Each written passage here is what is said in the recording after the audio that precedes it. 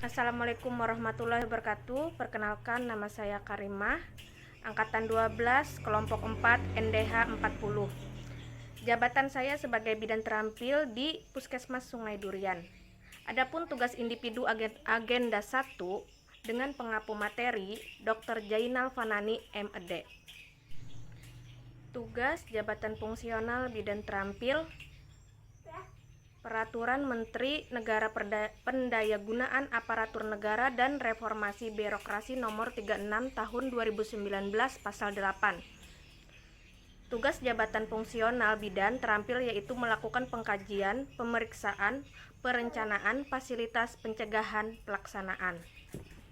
Adapun uraian tugas Peraturan Menteri Negara Pendayagunaan Aparatur Negara dan Reformasi Birokrasi Nomor 36 Tahun 2019 Pasal 8. 1.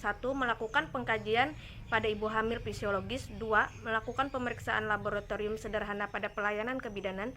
3. Merencanakan asuhan kebidanan kasus fisiologis sesuai kesimpulan. 4. Memfasilitasi informan dan atau informan konsen. 5. Melakukan tindakan pencegahan infeksi. 6. Memberikan nutrisi dan rehidrasi oksigenasi personal hygiene. 7. Memberikan vitamin atau suplemen pada klien asuhan kebidanan kasus fisiologis. 8. Melaksanakan kegiatan asuhan pada kelas ibu hamil. Memberikan KIA tentang kesehatan ibu pada individu keluarga sesuai dengan kebutuhan.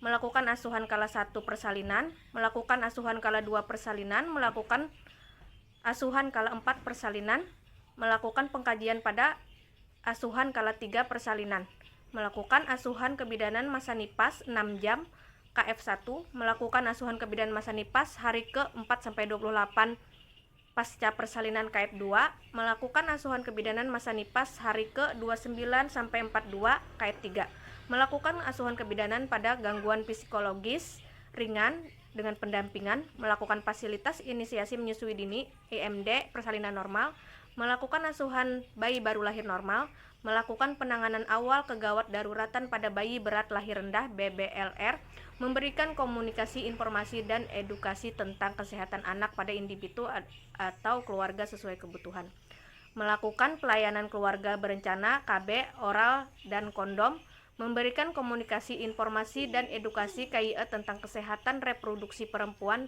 dan keluarga berencana, melakukan promosi dan edukasi tentang perilaku pola hidup sehat untuk remaja termasuk personal hygiene dan nutrisi.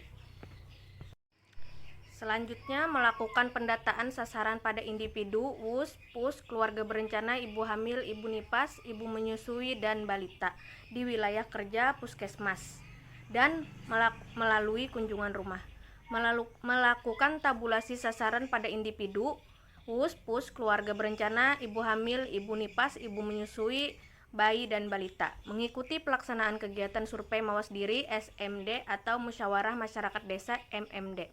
Melaksanakan pelayanan kebidanan di posyandu atau posbindu atau kampung keluarga berencana KB atau tempat lain sesuai penugasan. Melakukan pemberian imunisasi rutin sesuai program pemberian pemerintah pada anak sekolah. Berdasarkan 30 tupoksi bidan terampil, ada 5 isu yang saya ambil. 1. Belum optimalnya pemberian edukasi pada ibu hamil tentang anemia dalam kehamilan. 2. Belum optimalnya tingkat pengetahuan ibu tentang kesehatan balita melalui kelas balita terintegritas. 3. Belum optimalnya pengetahuan ibu mengenai IMD inisiasi menyusui dini pada persalinan normal. 4. Belum optimalnya pengetahuan ibu pada ibu hamil kurang energi kronik KEK. 5. Belum optimalnya pengetahuan ibu hamil tentang pentingnya ASI eksklusif. Kemudian 5 isu tersebut saya tapis dengan metode AKPL, yaitu belum optimalnya pemberian edukasi pada ibu hamil tentang anemia dalam kehamilan A5, K4, P5, L5 dengan total 19. 2. Belum optimalnya tingkat pengetahuan ibu tentang kesehatan balita melalui kelas balita terintegritas A5, K4, P4, L4 totalnya 17. Belum optimalnya pengetahuan ibu mengenai IMD, inisiasi menyusui dini pada persalinan normal, A5, K5, P4, L4, total 18. Belum optimalnya pengetahuan pada ibu hamil kurang energi kronik KEK, A4, K3, P4, L3, total 14. Belum optimalnya pengetahuan ibu hamil tentang pentingnya ASI eksklusif, A4, K3, P4, L4, total 15. Dari kelima isu tersebut, saya melakukan tapisan isu dengan AKPL dengan perolehan ranking. 1. Belum optimalnya pemberian edukasi pada ibu hamil tentang anemia dalam kehamilan. 2. Belum optimalnya pengetahuan ibu mengenai IMD, inisiasi menyusui dini pada persalinan normal. 3. Belum optimalnya tingkat pengetahuan ibu tentang kesehatan balita melalui kelas balita terintegritas.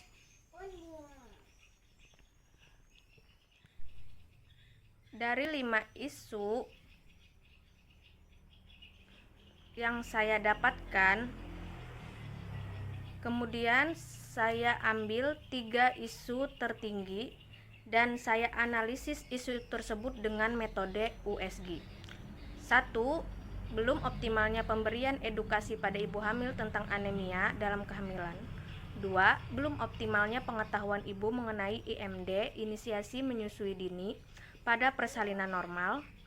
3. Belum optimalnya tingkat pengetahuan ibu tentang kesehatan balita melalui kelas balita terintegritas. Setelah saya analisis isu dengan metode USG, saya dapatkan belum optimalnya pemberian edukasi pada ibu hamil tentang anemia dalam kehamilan. Kemudian saya analisis masalah dengan fishbone diagram. Kurangnya pemahaman analisis kebutuhan media pembelajaran, material, belum tersedianya template untuk analisis kebutuhan, method, belum tersedianya SOP atau alur kerja yang baku, matching, belum adanya tools digital untuk membantu analisis kebutuhan. Alternatif pemecahan masalah, belum optimalnya pemberian edukasi pada ibu hamil tentang anemia dalam kehamilan. Kurangnya pemahaman analisis kebutuhan media pembelajaran. Di sini saya membuat modul singkat yang berisi informasi tentang anemia pada ibu hamil. Belum tersedianya SOP atau alur kerja yang baku. Saya menyusun SOP analisis kebutuhan mulai dari proses identifikasi masalah sampai tersusunnya dokumen analisis kebutuhan.